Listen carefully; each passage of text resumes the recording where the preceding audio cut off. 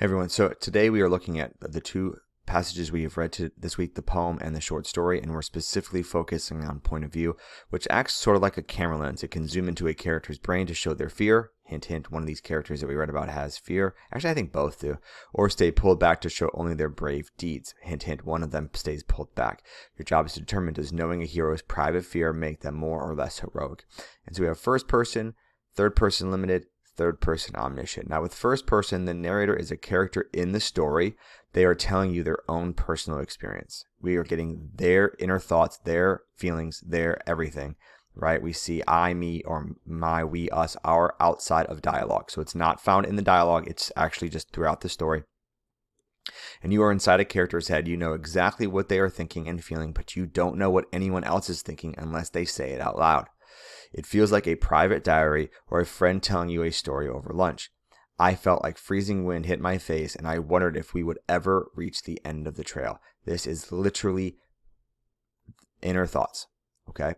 Then we have third person limited and third person omniscient. This is third person. Now, limited is the one we see far more often and is the one that we are going to mainly focus on today.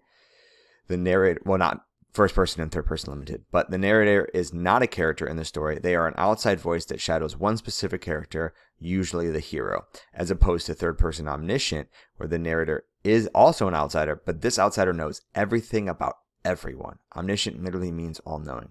Okay, so we have the same pronouns. But here we'll see multiple characters be talked about, and we'll get their thoughts. We're here only going to get one. The narrator knows the thoughts and feelings of only one character. It's like a camera is hovering over the person's shoulder and can occasionally read their mind. The narrator can jump from one character's head to another. They know the past, the future, and everyone's secrets all at the same time. This is a much rarer version of everything, whereas this is more common. It feels like you are watching a movie, but you can hear the main characters' voiceovers and their thoughts. And in this one, it feels like the narrator is looking down at a map where they can see every character moving and thinking at once.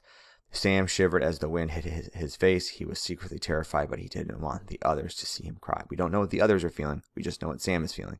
Sam was terrified of the cold, but the Admiral felt only a calm sense of duty. Meanwhile, Chinson watched them both, hoping they knew the way home.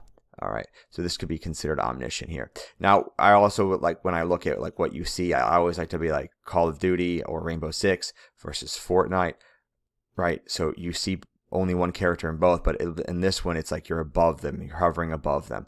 And then I never played World of Warcraft, but like World of Warcraft would be an example of third person omniscient because you have a bunch of different characters doing a bunch of different things. So keep in mind the dialogue trap. When identifying point of view, ignore the words inside quotation marks. Characters in a story almost always use I and me when they speak to each other. To find the point of view, you must look at the narration, the words not in quotes.